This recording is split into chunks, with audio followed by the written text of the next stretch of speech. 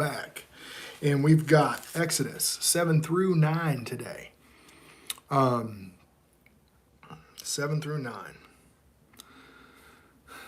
Exodus 4 through 6. God's given Moses the authority to go out and put it on Pharaoh. He's raised up Pharaoh just for this occasion. And Jehovah said unto Moses, See, I have made thee a god to Pharaoh, and Aaron thy brother shall be thy prophet. Thou shalt speak all that I command thee, and Aaron thy brother shall speak unto Pharaoh that he has sent the children out of Israel in the land. I will harden Pharaoh's heart, and multiply my signs and wonders in the land of Egypt. But Pharaoh shall not hearken unto you, that I may lay my hand upon Egypt, and bring forth my armies, and my people, and my children of Israel out of the land of Egypt by great judgments. All right. I always look at this as a foreshadowing of what's coming. Okay, he's going to bring his remnant out of the world with judgments. There gives you a little timeline deal there. Oh, wow. And the Egyptians shall know that I am Jehovah when I stretch forth my hand upon Egypt and bring out my children Israel from among them. And Moses and Aaron did as Jehovah commanded them. So, people might wise up when these judgments start coming down. This is a foreshadowing of the tribulation. And Jehovah spoke unto Moses and saying unto Aaron, saying, When Jehovah shall speak unto you, saying, Show a miracle for you, then thou shalt say unto Aaron, Take thy rod, cast it before Pharaoh, and it shall become a serpent. And Moses and Aaron went into Pharaoh, and they did so as Jehovah commanded. And Aaron cast down his rod before Pharaoh and his servants, and it became a serpent. And Pharaoh also called the wise men and the sorcerers, now the magicians of Egypt, and they did also in the manner with their enchantments. For they cast down every man his rod, and they became serpents. But Aaron's rod swallowed up their rods, and he hardened Pharaoh's heart, that he hearkened not unto them, as Jehovah had said. They hardened their hearts. What Psalm 95 say? Do not harden your hearts as in the day of the Lord, as in the day of Meribah. And then Jehovah said unto Moses, and Pharaoh's heart is hardened, and he refuses, and let the people go. And the Lord said unto Moses, and Pharaoh's heart is hardened, he refuses to let the people go. Get thee unto Pharaoh in the morning. Lo, he goeth into the waters, and thou shalt stand by the river's brink, and against he come, and the rod which was turned into a serpent shall thou take in thy hand, and thou shalt say unto him, Jehovah, God of the Hebrews, has sent me unto thee, saying, Let my people go, that they may serve me in the wilderness. And behold, hereto thou wouldest not hear. And thus saith Jehovah, and thou shalt know him, that I am Jehovah. Behold, I will smite thee with the rod that is in thy hand upon the waters which are in the river, and they shall be turned to blood. And the fish that is in the river shall die, and the river shall stink, and the Egyptians shall loathe to drink of the water of the river. And Jehovah spake unto Moses, saying, Say unto Aaron, Take thy rod, stretch out thy hand upon the waters of Egypt, and upon the streams, and upon the rivers, and upon their ponds, and upon all their pools of water, they may become blood, and that they may be blood throughout the land of Egypt, both in vessels in wood and in vessels of stone. And Moses and Aaron did so, as the Lord commanded. And he lifted up thy rod and smote the waters that were in the river in the sight of the Pharaoh and in the sight of his servants, and all the waters were in the river were turned to blood. And the fish that were in the river died, and the river stank. And the Egyptians could not drink of the water of the river, and there was blood throughout the land of Egypt. And the magicians of Egypt did so with their enchantments, the Pharaoh's heart was hardened. Neither did he hearken unto them as Jehovah had said. So just as Jehovah had said, he hardened his heart. And the magicians did so with their enchantments, and Pharaoh's heart was hardened. Neither did he hearken unto them as the Jehovah had said. And Pharaoh turned and went into his house. Neither did he set his heart to this also. And the Egyptians digged around about the river for water to drink, for they could not drink of the water of the river. And 7 days were fulfilled after that Jehovah had smitten the river. And the Lord had spoken to Moses and said, Go unto Pharaoh and say unto him, Say, thus the Lord, let my people go, that they may serve me. And if thou refuse to let them go, behold, I will smite the borders with frogs. And the river shall bring forth frogs abundantly, which shall go up into, and they come into thine house, and into thy bedchamber, and upon thy bed, and into the house of the servants, and into the kneading troughs. And in the frogs shall come both on thee and upon thy people, and all of thy servants. And hey, Jua, it's going good, man. And right now, he is telling them, he's giving them the plague of the frogs. You know, the Egyptians had a big frog king, a big frog idol, a frog, a little g god frog. So all of these things are kind of aimed, poking at each one of these little gods. And Jehovah had spoke to Moses and say unto Aaron, Stretch forth thy hand with thy rod over the streams and over the rivers and over the ponds, and cause the frogs to come up on the land of Egypt. And Aaron stretched out his hand over the water of Egypt, and the frogs came and covered Egypt. And the magicians did so with their enchantments and brought up frogs out of the land of Egypt. And Pharaoh called for Moses, and they just brought more frogs. They didn't get them away. Oh, we bring more. And Pharaoh called to Moses and Aaron and said, Entreat Jehovah, that he may take away the frogs from me, from my people, and I will let thy people go, and they may do sacrifice unto Jehovah. And Moses said unto Pharaoh, Glory over me. Then shall I entreat for thee, and for thy servants, and for thy people, to destroy the frogs from thee and thy house, that they may remain in the river only. And he said, Tomorrow. And he said, Be it according to thy word, that thou may knowest that there is none like unto Jehovah our God. And the frogs will depart from thee, and from thy house, and from thy servants, and from thy people, and they shall remain in the river only. And Moses and Aaron went out from Pharaoh, and Moses cried unto Jehovah because the frogs which he had brought against Pharaoh. And Jehovah did according to the word of Moses, and the frogs died out of the houses and out of the village and out of the fields. And they gathered them together upon heaps, and the land stank. But when Pharaoh saw that there was reprise, he hardened his heart and hearkened not unto them. He didn't hear them.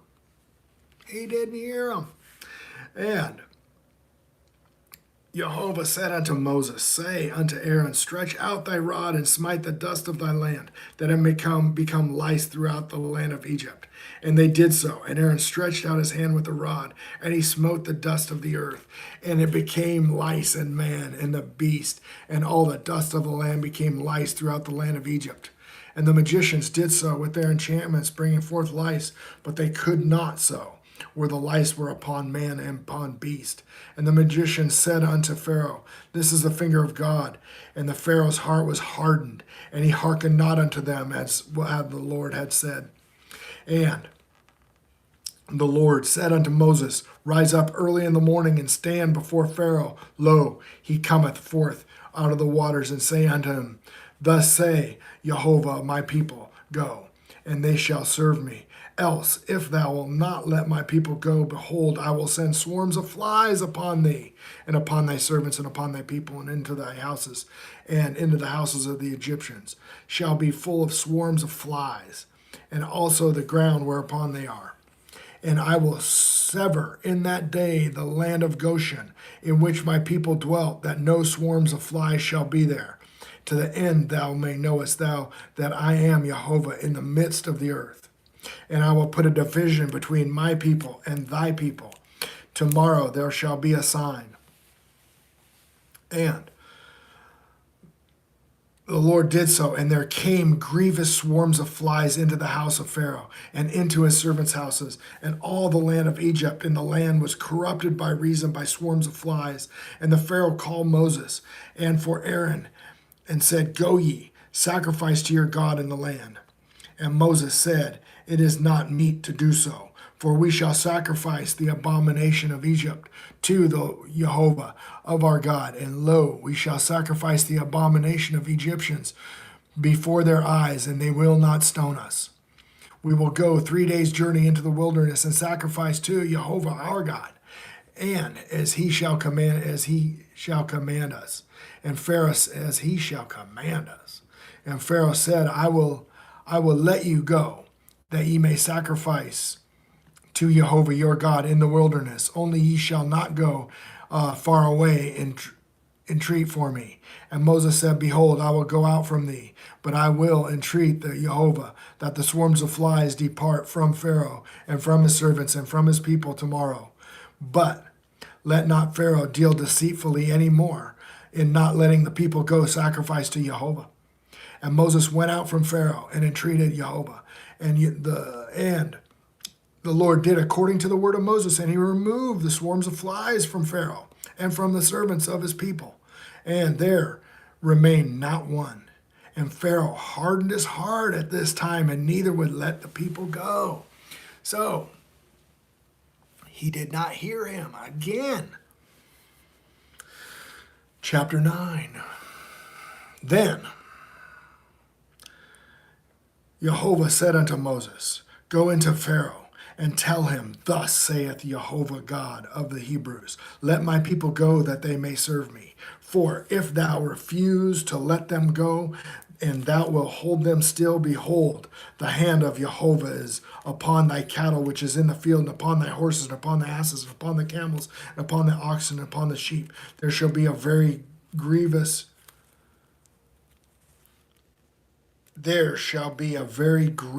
murrain. And Jehovah shall never between the cattle of Israel and the cattle of Egypt, and there shall nothing die that is of the children of Israel. And Jehovah appointed a set time, saying, Tomorrow Jehovah shall do this thing in the land. And the Lord did this thing on tomorrow, and all the cattle of Egypt died, but the cattle of the children of Israel died not one. And Pharaoh sent, and behold, there was not one cattle of the Israelites dead, but the heart of the Pharaoh was hardened, and he did not let the people go. And Jehovah said unto Moses and unto Aaron, Take you the handfuls of ashes out of the furnace, and let Moses sprinkle it toward heaven in the sight of Pharaoh. And it shall become as dust in the land of Egypt, and shall be a boil, breaking forth the plains upon man and upon beasts throughout all the lands of Egypt. And they took the ashes of the furnace and stood before Pharaoh and sprinkled it towards the heaven, and it became a boil, breaking forth with the banes of man upon the beast.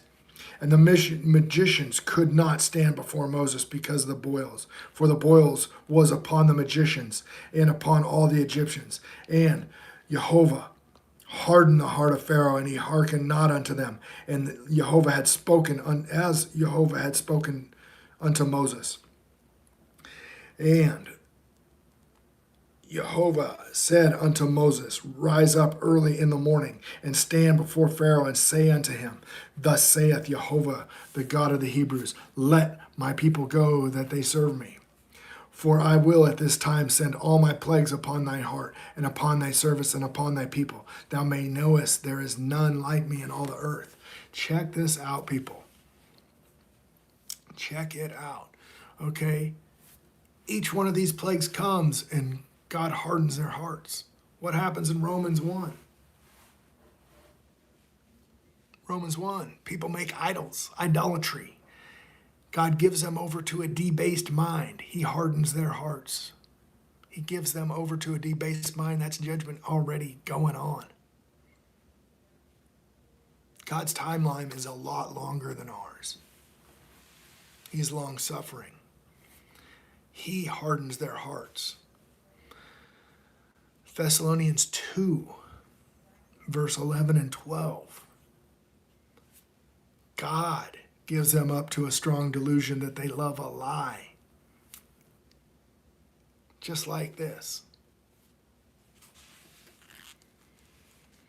As yet he exaltest thyself against my people, that thou wilt knowest not, let them go. Behold, tomorrow about this time I will cause it to rain very grievous hail. Such hath not been in Egypt since the foundation thereof until now.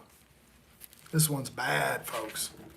Send therefore now and gather thy cattle that also hast in the field, for upon every man and beast shall be found in the field, and shall not be brought home. The hail shall come down upon them, and they shall die. And he feared the word of Jehovah among the servants of Pharaoh, both made his servants and his cattle flee into the houses. And he that regardeth not the word of Jehovah left his servants and his cattle in the field. If they do not hearken, they leave their cattle in the field. And Moses said unto Moses, hey, April, how are you doing? This is verse 22, Exodus 9, verse 22. And Jehovah said unto Moses, stretch forth thy hand toward the heaven, and there be hail in all the land of Egypt upon the man and upon the beast and upon every herb of the field throughout the land of Egypt. And Moses stretched forth his rod toward heaven. That is the rod of authority. And Jehovah sent them thunder and hail and fire along upon all the ground, and Jehovah rained it upon the land of Egypt. So there hail and fire mingled with the hail, and very grievous, as such that unlike all the land of Egypt, and became a nation. So they never seen anything like this. And the hail smote throughout the land of Egypt, and all that was in the field, both man and beast, and the hail. Everybody who didn't hear got hailed on. And these hailstones are 75 talents. Okay? Or they're a talent each, which is like 75 pounds in the field. And only in the land of Goshen, where the children of Israel were, there was no hail. So in Goshen, there was no hail. And Moses sent and called Moses and Aaron and said unto them, I have sinned at this time, and the Lord is righteous. And my people are wicked. And entreat Jehovah for enough. There will be no more mighty thunderings and hail. I will let you go, and ye shall stay no longer. And Moses said unto him, as soon as I am gone out of the city, I will spread upon my hands to Jehovah, and the thunder shall cease, neither shall there be any more hail, that thou may knowest how the earth is Jehovah's. But as for thee and thy servants, I know you will not fear the Lord God. And the flax and the barley was smitten, for the barley was in the ear, and the flax was boiled. But the wheat and rye were not smitten, for they were not grown up. And Moses went out of the city of Pharaoh and spread abroad his hands in Jehovah, and the thunders and the hail ceased. And the rain was not poured upon the earth. And Pharaoh saw that the rain and the hail and that the thunders had ceased. And he sinned yet more. And he sinned yet more, and hardened his heart, and he and his servants. And the heart of Pharaoh was hardened, neither would he let the children of Israel go. And Jehovah had spoken by Moses. So we see over and over again, even though this bad stuff happens, the people harden their hearts. They do not listen.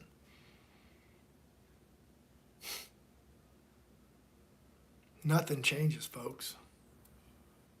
Look out in the world today. Is anybody changing their hearts? Oh, sure, we see this revival coming. It's a revival to what? None of them listen to God. You know, what was the problem with the Pharisees?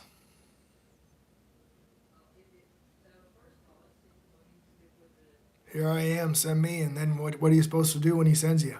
All were called, right? All were called. You're supposed to watch. Now go read Ezekiel 2, Ezekiel 3, and Ezekiel 33.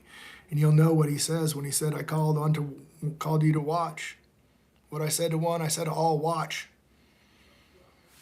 That's what it's called, being a watchman. All right, folks. Wow. That was 7 through 9. That's the plagues. You know what it says in the book of Jeremiah? when he gathers his people together at the second Exodus. He gathers his people back together. They won't remember the first. So it says in the book of Jeremiah. I can turn right to it. Pretty wild. Oh, let's see. Jeremiah 16, verse 14. Therefore, behold, the days come, saith Jehovah, that it shall no more be said, the Lord liveth that brought them up out of the land of Egypt. But the Lord liveth that brought the children of Israel from the land of the north and from the lands whither thou driven them.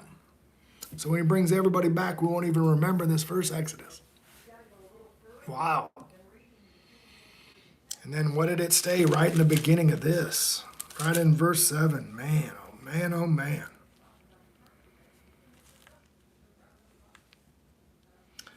He brings his people forth by great judgments.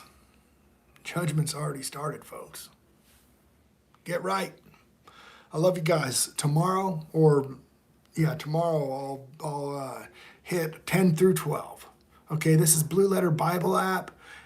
Darley, we're doing Blue Letter Bible app, Bible in a Year. We read it chronologically so the story makes more sense. Cool.